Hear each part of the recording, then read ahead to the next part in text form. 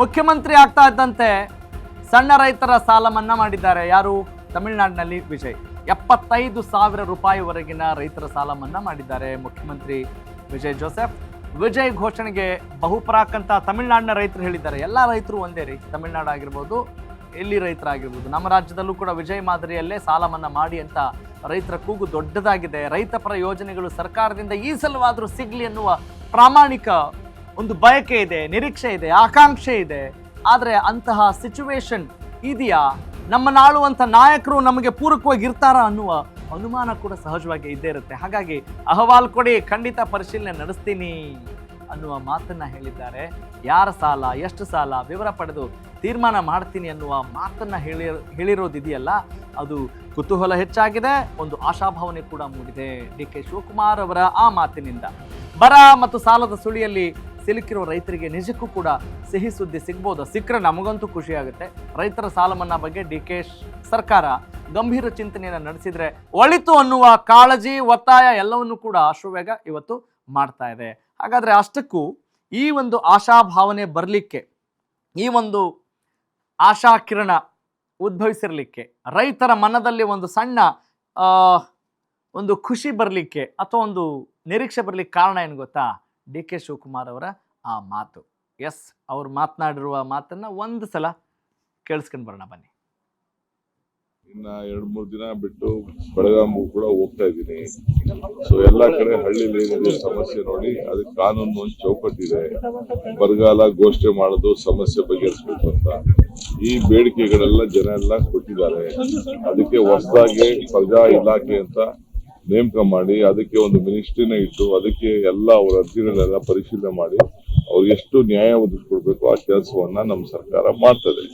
ಎಲ್ಲಿ ಸಾಲ, ಯಾವ ಸಾಲ, ಅದೆಲ್ಲ ಪರಿಶೀಲನೆ ಮಾಡೋಣ, ಆಮೇಲೆ ಮಾತಾಡ. ಇನ್ನ 2-3 ದಿನ ಬಿಟ್ಟು ಬೆಳಗಾವಿಗೂ ಕೂಡ ಹೋಗ್ತಾ ಇದ್ದೀನಿ. ಸೊ ಎಲ್ಲಾ ಕಡೆ ಹಳ್ಳಿಲಿ ಏನಿದೆ ಸಮಸ್ಯೆ ನೋಡಿ, ಅದಕ್ಕೆ ಕಾನೂನು ಒಂದು ಚೌಕಟ್ಟಿದೆ. ಬರಗಾಲ ಘೋಷಣೆ ಮಾಡೋದು, ಸಮಸ್ಯೆ ಬಗೆಹರಿಸಬೇಕು ಅಂತ ಈ ಬೇಡಿಕೆಗಳೆಲ್ಲ ಜನ ಎಲ್ಲ ಕೊಟ್ಟಿದ್ದಾರೆ. ಅದಕ್ಕೆ ಹೊಸದಾಗಿ ಪ್ರಜಾ ಇಲಾಖೆ ಅಂತ ನೇಮಕ ಮಾಡಿ, ಅದಕ್ಕೆ ಒಂದು ಮಿನಿಸ್ಟ್ರಿನ ಇಟ್ಟು, ಅದಕ್ಕೆ ಎಲ್ಲ ಅವರ ಅರ್ಜಿಗಳನ್ನೆಲ್ಲ ಪರಿಶೀಲನೆ ಮಾಡಿ ಅವ್ರಿಗೆ ಎಷ್ಟು ನ್ಯಾಯ ಒದಗಿಸ್ಕೊಡ್ಬೇಕು ಆ ಕೆಲಸವನ್ನ ನಮ್ಮ ಸರ್ಕಾರ ಮಾಡ್ತದೆ. ಎಲ್ಲಿ ಸಾಲ, ಯಾವ ಸಾಲ, ಅದೆಲ್ಲ ಪರಿಶೀಲನೆ ಮಾಡೋಣ, ಆಮೇಲೆ ಮಾತಾಡ. ಇನ್ನ 2-3 ದಿನ ಬಿಟ್ಟು. ಎಸ್, ಇದು DK ಶಿವಕುಮಾರ್ ಅವರ ಮಾತುಗಳು. ಬಹಳ ರೈತರಿಗೆ ಒಂದು ರೀತಿಯಾಗಿ ಸಕಾರಾತ್ಮಕವಾಗಿ ಯೋಚನೆ ಮಾಡಬಹುದೇನೋ ಅನ್ನುವಷ್ಟರ ಮಟ್ಟಿಗೆ ಅವರ ಮಾತಿನಲ್ಲಿ ನಾವು ಗಮನಿಸ್ಬೋದು ಅಂತ ಅನಿಸ್ತಾ ಇತ್ತು. ನಮಗೆ ಹಿಂಗೆ ಅನಿಸುತ್ತೆ. ನಮಗೆ ಇಷ್ಟು ಖುಷಿ ಆದರೆ ನಿಜಕ್ಕೂ ಕೂಡ ಶ್ರಮವಹಿಸಿ ತನ್ನ ಗದ್ದೆಯಲ್ಲಿ ಬೆವರು ಬಸ್ದು ನಮಗೋಸ್ಕರ ರೀ ಅವರು ದುಡಿತಾ ಇದ್ದಾರಲ್ಲ, ಆ ರೈತರಿಗೆ ಒಂದು ಗ್ರೇಟ್ ಸಲ್ಯೂಟ್ ಹೇಳ್ತಾ ನಾವು ಅವ್ರಿಗೆ ಒಳ್ಳೇದಾಗಲಿ ಅಂತ ನಾವು ಕೇಳ್ಕೊಳ್ಬೇಕು. ಹಾಗಾಗಿ DK ಶಿವಕುಮಾರ್ ಅವರು ಈ ನಿಟ್ಟಿನಲ್ಲಿ ಸ್ವಲ್ಪ ಅತಿ ಹೆಚ್ಚು ಮುತುವರ್ಜಿಯಿಂದನೇ ಅವರು ಚಿಂತನೆ ಮಾಡಬೇಕು. ಸಾಲ ಮನ್ನಾ ಮಾಡಿದರೆ ಒಳ್ಳೆಯದು ಅನ್ನುವ ಒಂದು ಭಾವನೆ ಇದೆ. ಎಸ್, ಯಾಕೆ ಸಾಲ ಮನ್ನಾ ರೈತ ಪರವಾಗಿ ನಿಜಕ್ಕೂ ಕೂಡ ಯಾರೆಲ್ಲ ಕಾಳಜಿ ವಹಿಸಿದ್ರು, ಸಾಲ ಮನ್ನಾ ಮಾಡಿದ್ದಾರೆ ಅನ್ನೋದನ್ನ ನೋಡ್ತಾ ಹೋಗೋಣ ಬನ್ನಿ. ಎಸ್, ಬಂಗಾರಪ್ಪ ಸರ್ಕಾರದ ಮೊದಲ ದೊಡ್ಡ ನಿರ್ಧಾರ. ಸಾಲ ಮನ್ನಾ ಮಾಡಿದ ಮುಖ್ಯಮಂತ್ರಿಗಳಲ್ಲಿ ಮೊದಲಿಗರಾಗಿರ್ತಾರೆ.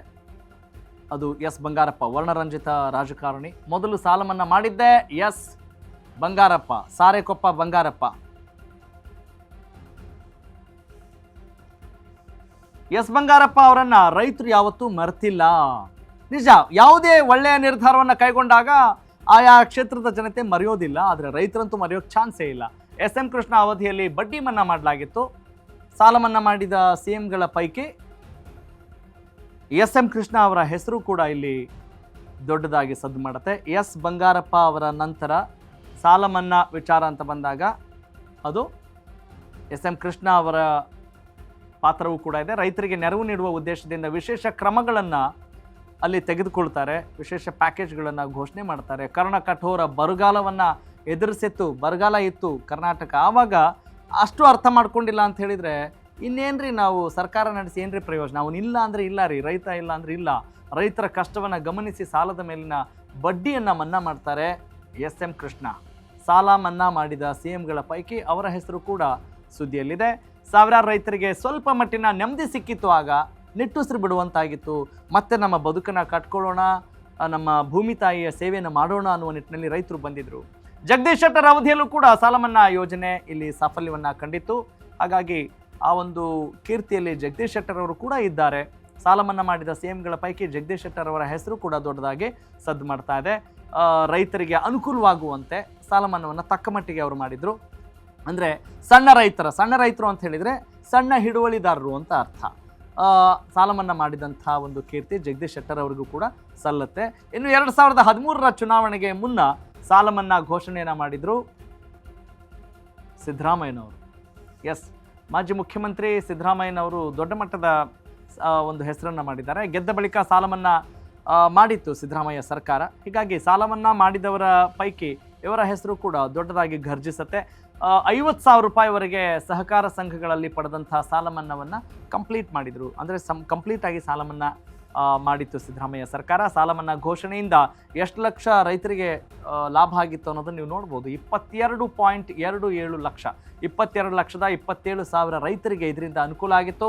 ಬರೋಬ್ಬರಿ ಸರ್ಕಾರಕ್ಕೆ 8,165 ಕೋಟಿ ಹೊರೆಯಾಗಿತ್ತು ಅಂತ ಹೇಳಿದ ತಕ್ಷಣ ಅಂದರೆ ಅದು ಜವಾಬ್ದಾರಿ ಕೂಡ ಆಗಿತ್ತು. ಇನ್ನು HD ಕುಮಾರಸ್ವಾಮಿ 2018ರಲ್ಲಿ ರೈತರ ಸಾಲ ಮನ್ನಾ ಮಾಡಿದರು. ಹೀಗಾಗಿ ಸಾಲ ಮನ್ನಾ ಮಾಡಿದ ರೈತರಲ್ಲಿ HD ಕುಮಾರಸ್ವಾಮಿ ಅವರು ಕೂಡ ಒಂದು ಜನಮನ್ನಣೆಯನ್ನು ಗಳಿಸಿದ್ದಾರೆ. ರೈತರ 2 ಲಕ್ಷ ರೂಪಾಯಿವರೆಗೂ ಕೂಡ ಸಾಲ ಮನ್ನಾ ಮಾಡಿದ್ರು HD ಕುಮಾರಸ್ವಾಮಿ. ಹೀಗಾಗಿ ದೊಡ್ಡ ಮಟ್ಟದ ಒಂದು ಅಭಿಮಾನವನ್ನು ಕೂಡ HD ಕುಮಾರಸ್ವಾಮಿ ರೈತರ ಪರವಾಗಿ ಗಳಿಸಿಕೊಂಡಿದ್ದಾರೆ ಅಂತ ಹೇಳಿದರೆ ಅತಿಶಯೋಕ್ತಿ ಆಗಲಿಕ್ಕಿಲ್ಲ. 34,000 ಕೋಟಿ ರೂಪಾಯಿ ಸಾಲ ಮನ್ನಾ ಮಾಡಿತ್ತು HDK ಸರ್ಕಾರ. ಎಸ್, ರೈತರ ಸಾಲ ಮನ್ನಾ. ಆದರೆ ಇಲ್ಲಿ ಏನೆಲ್ಲ ಆಗುತ್ತೆ ಸಾಲ ಮನ್ನಾ ಅಂತ ವಿಚಾರ ಬಂದಾಗ ರೈತರು ಕೂಡ ಅಷ್ಟೇ ಪ್ರಾಮಾಣಿಕವಾಗಿದ್ದದ್ದೇ ಆದಲ್ಲಿ ಖಂಡಿತವಾಗ್ಲೂ ಅದ್ರ ಬಗ್ಗೆ ಚಿಂತನೆ ಮಾಡಬಹುದು. ರೈತರು ಯಾವಾಗಲೂ ಪ್ರಾಮಾಣಿಕರೇ. ಆದರೆ ಕೆಲವೊಂದು ಸಲ ಏನು ಮಾಡ್ತಾರೆ, ರೈತರನ್ನ ಹಾದಿ ತಪ್ಪಿಸುವಂಥ ಕೆಲಸ ಕಾರ್ಯಗಳು ಕೂಡ ಕೆಲವೊಬ್ಬರಿಂದ ನಡೀತಾ ಇರುತ್ತೆ. ಅಂಥದ್ದು ಆಗಬಾರ್ದು ಅಂದರೆ ನಿಜಕ್ಕೂ ಕೂಡ ಪ್ರಾಮಾಣಿಕವಾಗಿ ಎಲ್ಲರಿಗೂ ಕೂಡ ಯಾರು ಕಷ್ಟದಲ್ಲಿದ್ದಾರೆ ಅವರಿಗೆ ಸಾಲ ಮನ್ನಾ ಆಗಲಿರಿ ರೈತರ ಪೈಕಿ. ಯಾಕಂತ ಹೇಳಿದರೆ ರೈತರಿಗೆ ಕೊಡಬೇಕಾದಂಥ ವಿಶೇಷ ಗೌರವ, ದೊಡ್ಡ ಗೌರವ ನನ್ನ ಪ್ರಕಾರ ಯಾವುದೂ ಇಲ್ಲ. ಭೂಮಿ ತಾಯಿಯ ಸೇವೆಯನ್ನು ಶ್ರಮವಹಿಸಿ ಈಗ ನಮ್ಗೆ ಹೋಗಿ ಏನು ಉಳುಮೆ ಮಾಡಿ ಅಂತ ಹೇಳಿದರೆ ನಾವೆಲ್ಲ ರೈತರ ಮಕ್ಕಳು ಅಂತ ಹೇಳ್ಕೊಳ್ಳೋಕೆ ಓಕೆ. ಆದರೆ ನಮ್ಮ ಊರಿಗೆ ಹೋಗಿ ನಾವು ಉಳುಮೆ ಮಾಡೋಣ ಅಂತ ಹೇಳಿದರೆ ನಮಗೇನಾದರೂ ಆಗುತ್ತಾ? ಸದ್ಯಕ್ಕೆ ಖಂಡಿತವಾಗ್ಲೂ ಆಗೋದಿಲ್ಲ. ಹಾಗಾಗಿ ರೈತರ ಸಾಲ ಮನ್ನಾವನ್ನು DK ಶಿವಕುಮಾರ್ ಅವರು ಕೂಡ ಮಾಡಲಿ ಅನ್ನುವ ಆಶಯ ರೈತರ ಪರವಾಗಿ ನಾನು ಕೂಡ ವಿನಂತಿಸ್ಕೊಳ್ತಾ ಇದ್ದೇನೆ. ಅದು ಅಶ್ವವೇಗ ನ್ಯೂಸ್ನ ಕಾಳಜಿ ಮತ್ತು ಕಳಕಳಿಯನ್ನು.